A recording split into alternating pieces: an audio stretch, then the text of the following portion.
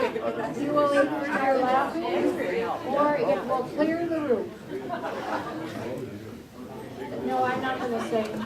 I'm going to talk about something that I saw just recently, though, a video clip that was taken from the movie Singin' in the Rain. It was Gene Kelly, the dancer, the singer, and he was singing this wonderful song.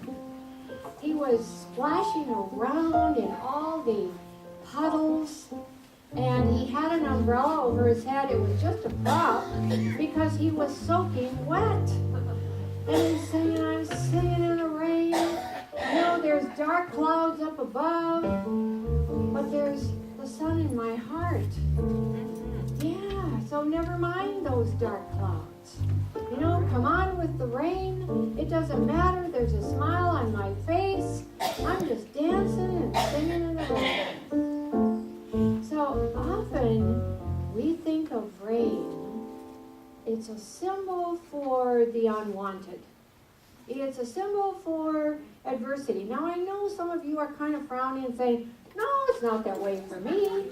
Well, you know what? I love rainy days too. I truly do. But I'm talking generally now, that's what rain means to a lot of people. It's a dampener on our parade. It's the interruption that says, well, now I got to change all my plans. Isn't it true? Yeah, so rain becomes that symbol. It's a downer. And it often brings feelings of sadness, of heaviness. And it doesn't necessarily have to be, because he's telling us something in this wonderful song. He is saying just because there are dark clouds and just because it's raining on your parade, well, so what? You don't have to let that stop you. You can change your perspective. You can lift. You can have a different attitude. You can look at everything differently. Why? Because the sun is in your heart. Because there's a smile on your face. And you are ready for something better, something higher. What is that? It's love. What's better than that? Isn't that true? So how then do we meet a rainy day? No, I'm talking metaphysically now. How do we meet an unwanted something in our day? What do we do? How do we react to it? What do we choose? It's up to each one of us how we are going to do this. Someone said that every day that is born into this world comes with a burst of music, and it rings the whole day through. And we make of it a dance or a dirge, if we will. So what's it going to be, a dance or a dirge? What's it going to be? Defeat or victory? Victory, yes. It's going to be the very best that we can make it. So let's go back in time. Let's be followers of Jesus for just a few moments. Let's go back to that day that we now call Palm Sunday. And let's see what Jesus was telling us, teaching us on this day about our choices, our attitudes, and our inner spirit. So we see him then coming, riding on the colt of a donkey, which makes no sense at all. Here was a sturdy man. He had walked for miles and miles, and he had said to his disciples, I need a colt. I want to ride those few hundred yards into Jerusalem on a colt of a donkey. Well, he's making a statement. A colt is something that would be a little animal, rambunctious, unruly, undisciplined. Sounds like our human nature sometimes. And that's exactly what it represents. Our human nature that gets us into things that maybe we really know better, but it can take us into things that aren't good for us. So we see him then riding on this colt. And what does Jesus represent? He is the master. He represents our God spirit, our Christ spirit, The Spirit that lived within him and that lives within all of us. And by riding that colt, he is saying, you and I both have dominion and power over our physical nature. Now notice how he is dressed. Very simply. Notice his attitude, how humble it is. What's he trying to tell us here? What do you think? You see, if this had been something of the physical world, as these people, and notice the people around you now, because we're back in this time, notice, they might even have puzzled looks on their faces, because what in the world is he trying to tell us? He was trying to say that this message that I bring you is not of the physical world, it's not of the ego.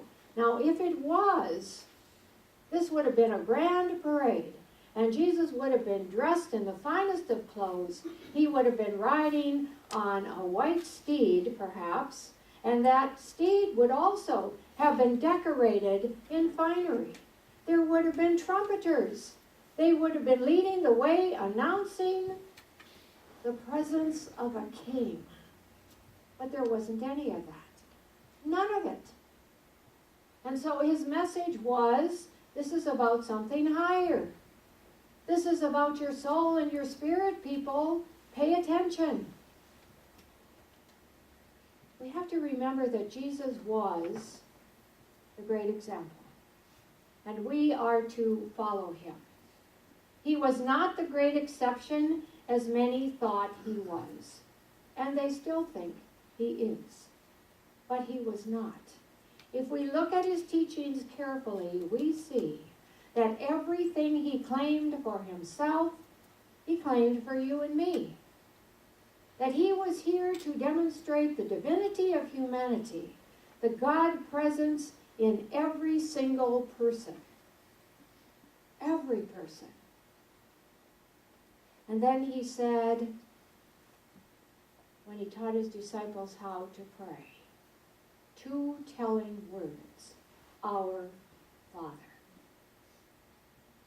He was saying this presence, this power does not just belong to me. It belongs to all of you. We live in this presence and this power. We're a part of it. And then he said, I will show you how.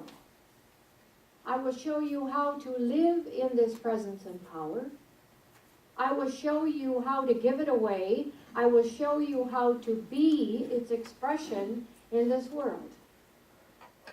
I will show you how to enter into the living communion with our Father, Mother, and to make this common union work for you in your daily life.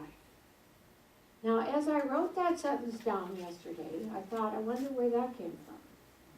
Because to me, it is the most marvelous sentence. I must have heard it somewhere. I must have taken it from something years ago. I don't know. I'm going to say it again. Jesus came to show us how to enter into this living communion with our Father, Mother. He showed us how to make this common union work for us in our everyday lives. And so now it's up to you and me, isn't it? It truly is. And so now we look at the crowd around us. Do you think those people got it? No, I don't think so. I don't think they did at all. These people were waving palm branches and they were singing Hosanna. And what he did was wave that aside. And in that he was giving another message. Don't exalt me. Don't put me on a pedestal. But exalt what I came to give you this day.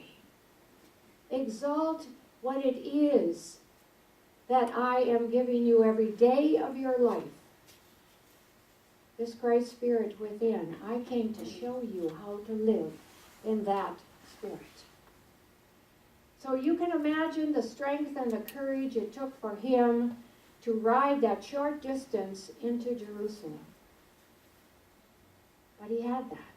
He was a man of peace, a man of confidence. He knew what lay ahead. He knew that there were going to be storm clouds and darkness to go through, but he went anyway. He knew that there were people he had to face who were not friendly to him. Well, that's an understatement. These were people who were going to condemn him. But he went ahead anyway, because the Christ, the God Spirit, was within him, and he was centered in that.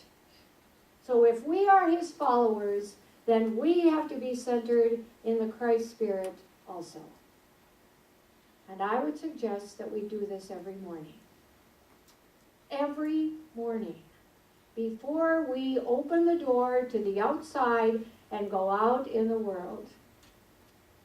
That we center ourselves in what we know to be true. So how would you do that? Well, a very simple thing is read the daily word. I had someone tell me just last week, it is absolutely essential that I read the daily word and take that affirmation with me every morning. That I get to take that in my day, I get to put it in my work. And so it's important in the beginning, in the middle of the day, it's important at the end. That's the way I want to live my life. So I don't know, is it just sitting down quietly for a few moments, taking a deep breath? Is it doing a little yoga? I don't know what it is for you. But I think it's very important that we all do this at some way in the morning. And then also Jesus, knowing that he had to move through the dark time to be successful. Well, isn't that how we move through the dark times? By going with him? And then we're able to face the fear, face the obstacles that appear on our path in this life, that we are able to face all the changes that life has to give us. You think there are changes in this life? Yeah, there are many. Sometimes I am so amazed by all the changes that keep coming at all of us. Well, when we go within, we find the power to face those changes. And that's exactly what he's showing us here. Go through the dark times. Often we get stuck in our problems. No, don't do that. To be successful, we go through that and come out the other side, triumphant. What a beautiful message he's giving us here. How beautiful this is. And so as followers, we're going to do just that, aren't we? We're going to follow him and do as he did. Well, now, what about those palm branches? You know, that was a symbol reserved for conquerors. Spiritually today, we also could look at those palm branches as symbols of inner strength. To do what we need to do. Inner strength. We all have it. And we all can do what we need to do in this life. So we are conquerors. Have you ever thought of yourself that way? Well, start thinking of yourself that way, because you are. You are a conqueror. So there's your affirmation. I am a conqueror. I have the sun in my heart. I have a smile on my face. And I am ready for something greater that goes beyond anything in this world. What is that? It's love. It's love. So one thing I want to say to you, an affirmation that you could connect with this, I am a conqueror. What is the affirmation that you now have on your mirror? What is it? I am the light of the world. Well, okay, let's say it. I am the light of the world. And this is something that if you have that on your mirror and you look at that every morning, that's the way to start your day. Singing in the Rain. Namaste.